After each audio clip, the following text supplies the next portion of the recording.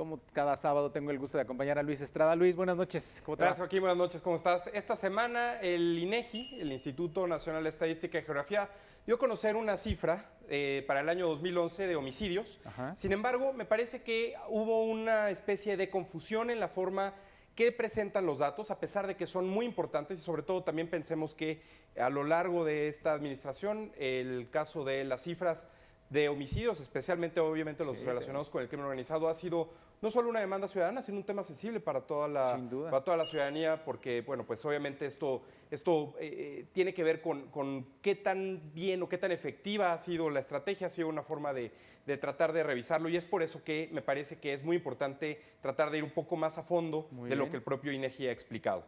De acuerdo al INEGI, lo que publica en su boletín es que el año de 2011 tuvo 27.199 homicidios. Así es. Sin embargo, aquí, y es muy importante mencionar, no especifica cuáles y cuántos o cómo se debiera saber cuáles son los relacionados con el crimen organizado. Muy bien, entonces sí. están todos los homicidios ahí. Es una generalidad.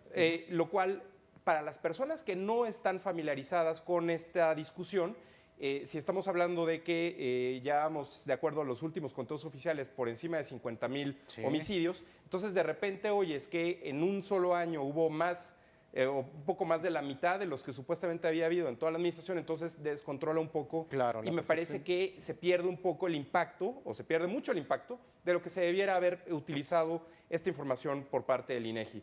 Lo que hice fue tratar de comparar un poco con la cifra de Milenio, que lleva un conteo que ha sido muy parecido de acuerdo a lo que se ha presentado oficialmente en términos de los homicidios crimen organizado, y entonces saco esa diferencia para entonces entender cuáles serían los homicidios no relacionados con el crimen organizado. Como vemos en la gráfica, pues lo que vemos en la tabla, lo que vemos es una diferencia de prácticamente en 2011 14,000, casi 15,000 homicidios que en principio sabemos que obviamente no son cuentas similares, pero es lo más parecido que tenemos a falta de otra fuente.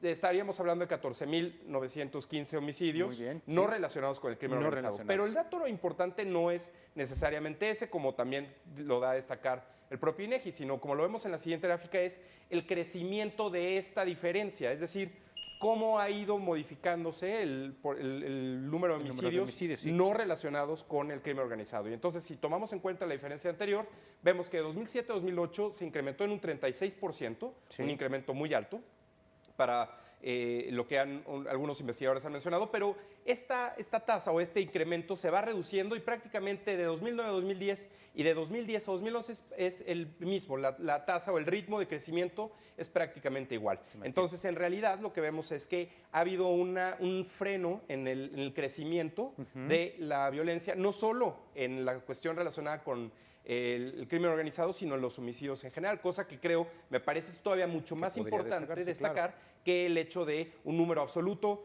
que también incluso en el propio comunicado se pierde cuando tratan de hablar de una tasa por cada 100,000 habitantes. Bueno, pues a lo mejor debieron enfocarse en ese dato y no necesariamente en el número absoluto, que eso es lo que causa confusión al final de cuentas. Me parece que ojalá y tengamos rumbo al final de la administración la cifra oficial que dieron a conocer en su momento y actualizada para que entonces podamos tener realmente las herramientas para analizar si esto fue bueno o malo en términos al menos del número de homicidios. Muy bien, pues gracias por darnos claridad con esta cifra, de verdad importante. Es muy importante. Gracias, Luis. Buenas noches, un gusto como siempre.